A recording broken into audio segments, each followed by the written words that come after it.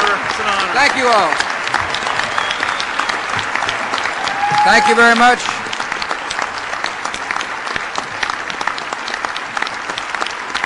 Thank you. Thank you all very much.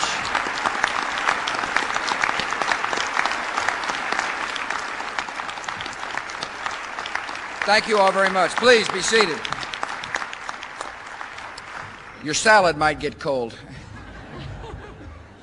Thanks so much for that warm welcome. It's great to be back in the state of North Carolina. It just seemed like I was here a couple of weeks ago.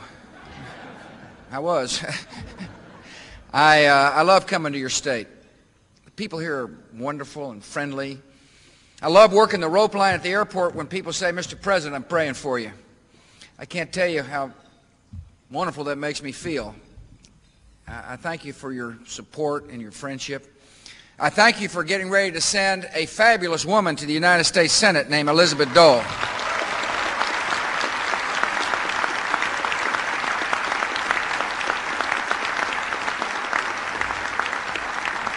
I appreciate all those who've come to contribute not only to Elizabeth but to my friend Robin Hayes' campaign, but also to the Republican Party of North Carolina.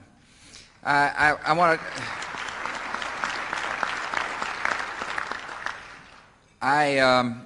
Somebody said to me the other day, or actually asked me today, am I going to campaign? Here we are in war. Do you think it's all right for the president to go campaign? I said, yeah, I do. I think it'd be a lot easier for me to accomplish what I want to accomplish with Denny Hastert as Speaker of the House of Representatives and as Trent Lott as Majority Leader of the United States Senate.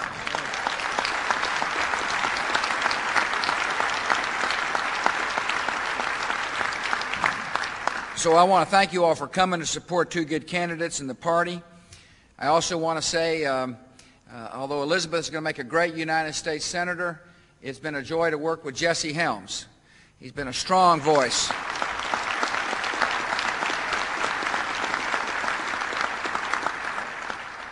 And like, Robin is smart enough to send his wife.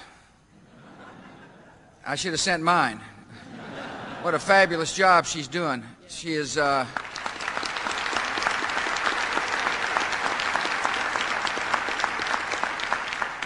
I married her, she was a public school librarian. Didn't particularly care for politics, the truth be known, politicians.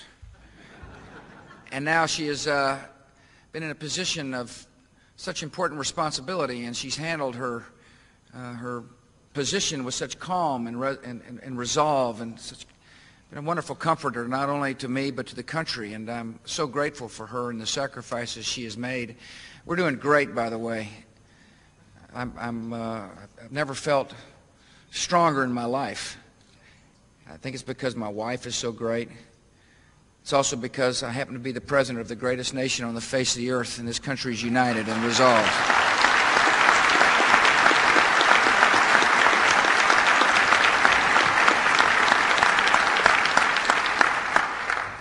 Another reason I feel confident in our ability to accomplish some important missions for the country is I've assembled a great team. For those of you who've ever run a company or run an organization, you understand what I'm about to say, that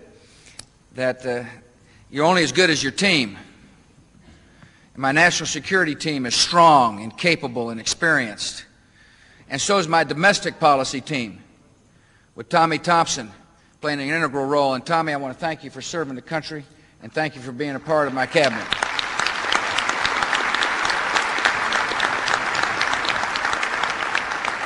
We're here today to talk about welfare reform. You do a good job in Mecklenburg County about making sure that businesses are responsible citizens in the county and helping people help themselves by finding them work.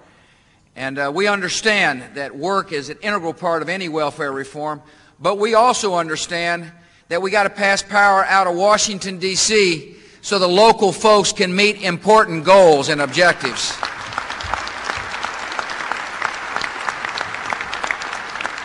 And speaking about local folks who we trust, you got a fine mayor. We appreciate the mayor of Charlotte, and we appreciate his leadership. Thank you, Mayor.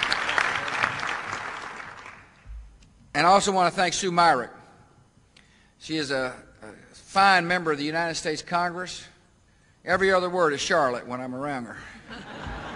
She did a great job as mayor. And speaking about that, Robin Hayes, he needs to go back to Washington, D.C. He needs to be reelected for the good of North Carolina workers, and North Carolina business owners.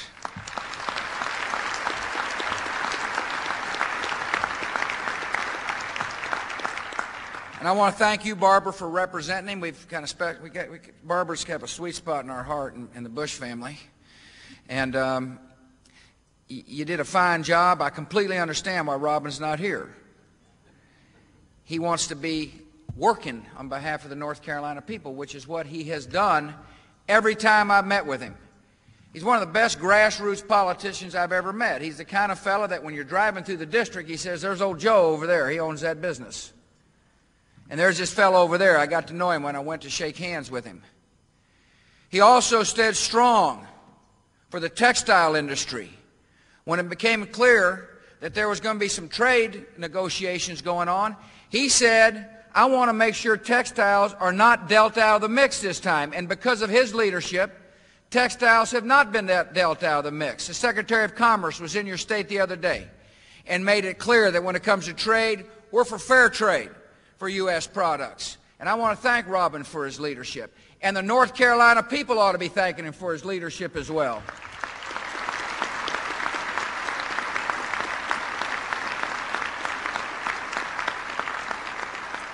And I can't wait to work with Elizabeth Dole. It's important this state send her to Washington, D.C. It's important that you have somebody in Washington that when she calls over to the White House, they answer the phone.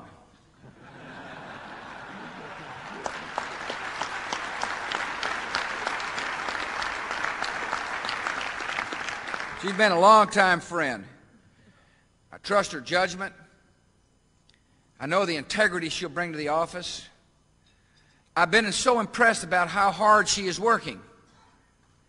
So easy to come into a state, and take things for granted. That's not Elizabeth Dole's style. She is going to outwork anybody who's running for the United States Senate because she loves the state of North Carolina. She's always loved North Carolina, and she's going to represent you with class and dignity in the United States Senate.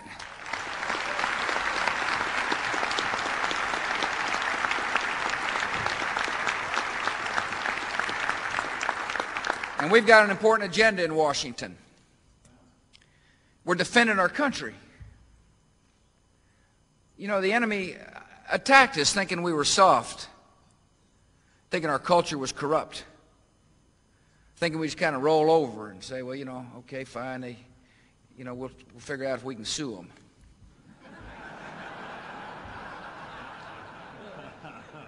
Man, did they make a mistake. They found a nation that's resolved.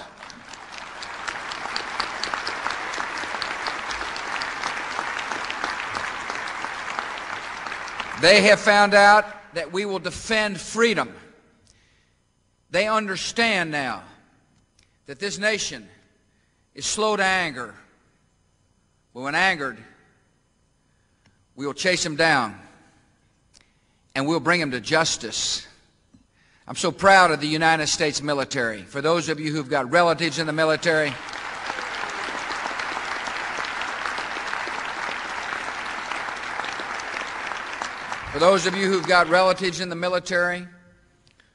I met one young wife whose husband was in the 101st. I want to thank you all for your sacrifice to our country as well. And the budget I've submitted to the United States Congress clearly reflects the need to defend our country. It is the largest defense increase since Ronald Reagan was President of the United States. It says this, that if we put our troops in harm's way, if we ask young men and women to defend America, our allies, and our freedom, they must have the best equipment, the best training, and the best pay possible.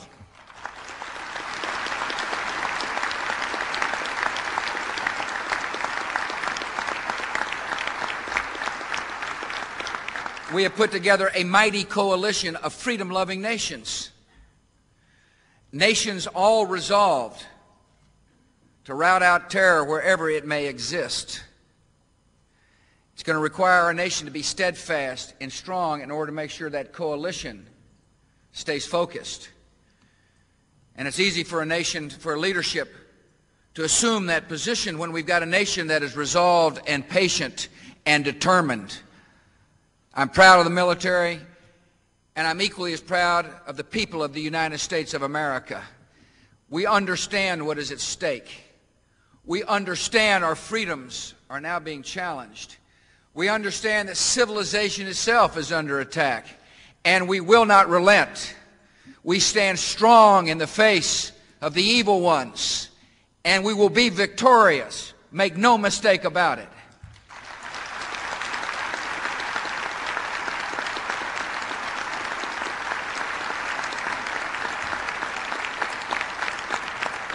The American people understand it's going to take time to accomplish our objective. We're just in the first theater in the war against terror, where we're able to uphold a new doctrine which said, if you harbor a terrorist, if you feed a terrorist, if you try to hide a terrorist, you yourself are just as guilty as the terrorist. The Taliban, one of the most repressive governments in the history of the world, has found out what we meant when we said we will hold you accountable for harboring terrorists. Our military, they're not conquerors, they're liberators. We liberated women and children from the clutches of one of the most barbaric regimes in the history of mankind. And I'm so proud of the accomplishment in Afghanistan.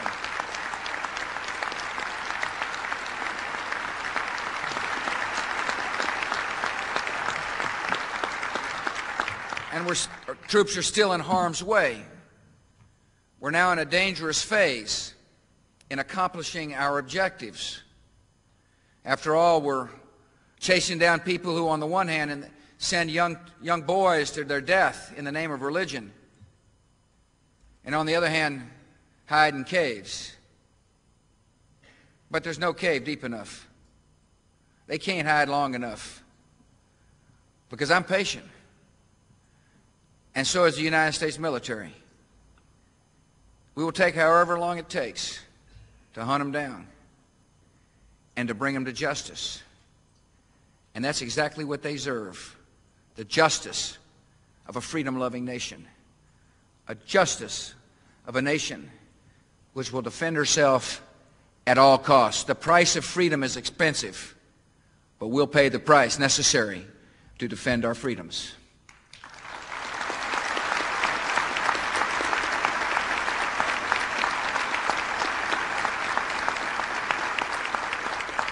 But history has called us into something larger than just one organization.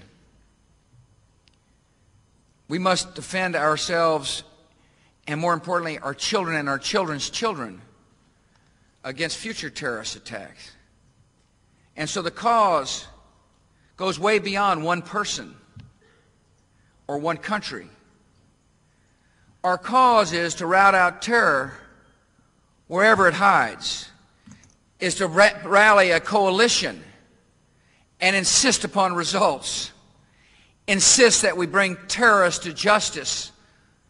It also recognizes a nightmare scenario, a scenario which recognizes that great harm could come to freedom-loving nations if we ever allow a terrorist organization to hook up or become in alliance with a transparent nation which develops weapons of mass destruction.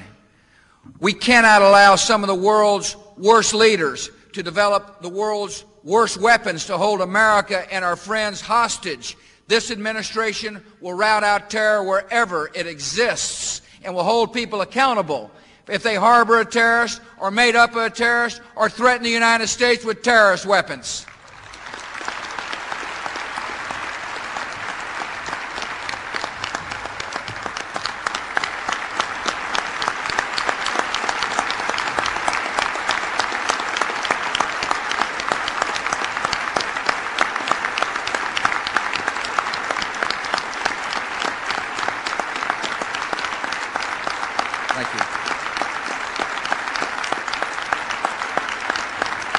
Thank you all soon. My most important job is to protect innocent Americans. The best homeland defense is to pursue terrorists overseas. The best way to secure the homeland for the long run is to be successful. In the meantime, however, I found a good man, Governor of Pennsylvania, Tom Ridge, who I've known for a long time, a friend of Tommy's and mine, to set up a national strategy to defend the homeland.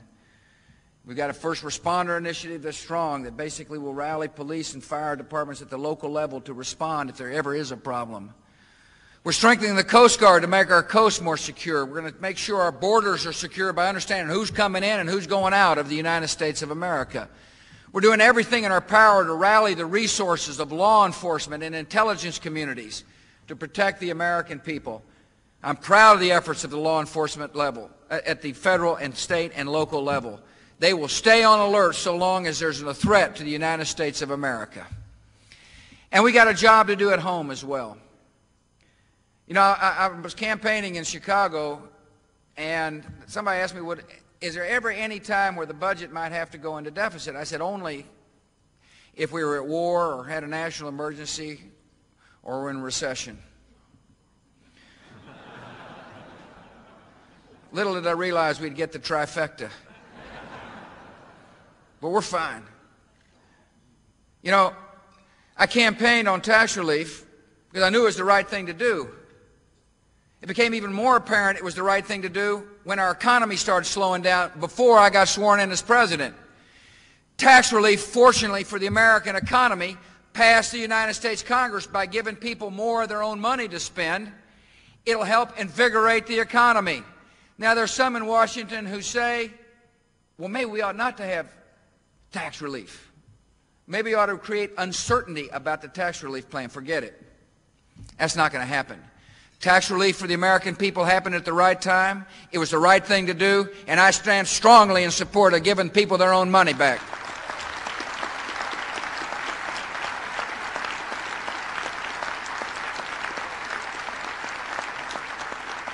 And for the good of a lot of people in North Carolina, in particular the North Carolina farmers and ranchers, we put the death tax on its way to extinction.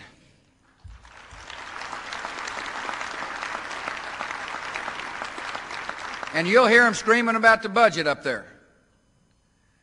But if they're worried about the budget, what they need to do is fund the priorities I've sent up there. National defense, homeland security, education, and then hold the line on spending everywhere else, and we'll be just fine.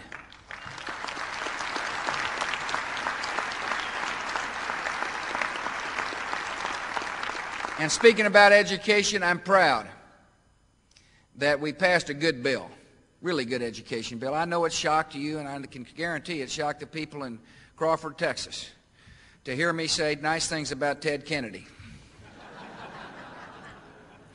He deserved nice things said about him in this case because he got the bill unstuck in the United States Senate.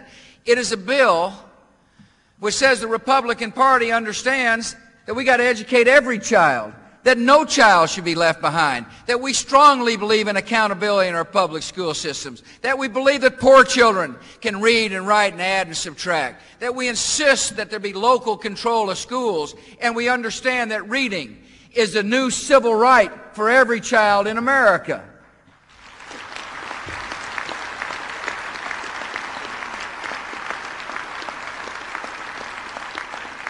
This party now stands squarely with the children of America to say that everybody ought to be educated. And we support our public schools. And we think they can do a better job.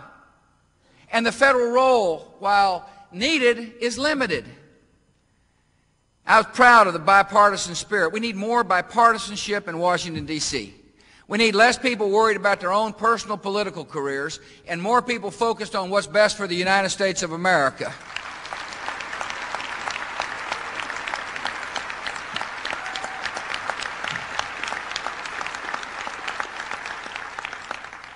You know, I was very impressed today by what I saw on the job training program.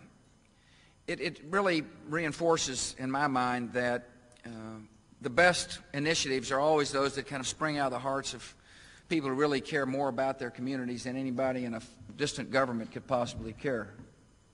And it reminds me of what I try to tell people when they say, what can I do to help America? You know, what can I do to help fight in the war against terror? Well, if you're not wearing a uniform, I got a suggestion for you. Love your neighbor like you'd like to be loved yourself. It's a kind of a universal admonition. It doesn't pertain to one religion or another. But it's pretty good advice, it seems like to me. Because if you're worried about fighting evil, one way to do so is to do some good. One way this nation can stand up to forces of evil is through the gathering momentum of millions of acts of kindness, which take place every day, not because of government, but because a loving citizen has said to him or herself, what can I do to help? What can I do to make my community a better place? Every time somebody in America walks next door to see a shut-in and says, I care about you, that's part of the momentum of kindness that I was talking about. If you mentor a child and say to that child, I love you, teach the child how to read, you really are standing in the face of terror and evil. Now, the great strength of the country is really not in the halls in Washington. It's in the hearts and souls of the people of North Carolina and Texas and every other state in the Union. And my job is to capture the spirit of this country and to rally the strength, to stand tall in the face of evil. And there's no doubt we can do this in this nation. I believe that we're on the verge of changing a culture that will have lasting benefits. Not only do I believe that what we pursue overseas will make the world more peaceful for generations to come, I believe that what's taking place in America today can make America a more compassionate and kind place for years to come as well. A lot of us grew up during a time when the culture said if it feels good, just go ahead and do it. And if you got a problem, blame somebody else. I believe this nation is on the cusp of welcoming in a period of personal responsibility, a responsibility era, an era which says each of us are responsible for the decisions we make in life. And that starts with moms and dads understanding their most important job is to love their children with all their heart and all their soul. It also means in a period of responsibility that we love a neighbor like we'd like to be loved ourselves. Personal responsibility extends to the corporate world as well, by the way. Corporate America has got the responsibility to disclose all assets and liabilities for shareholders and employees. It's also got a responsibility to treat the employees with respect and help. It's like the corporate responsibility I saw today when corporate Charlotte was working to help people find jobs and find work, understanding that in work they find dignity. Now, I absolutely believe that America is going to make some right choices in life, and those choices collectively will help change the culture, and we'll be better off for it. The enemy hit us. They thought we were weak and soft. Instead, they found a nation that is strong and determined, but a nation as well that is compassionate and decent, a nation that will defend the values of freedom, but a nation that will also make sure the doors of hope and justice and opportunity are open to every person who's fortunate enough to be called an American. Thank you for coming. May God bless you all.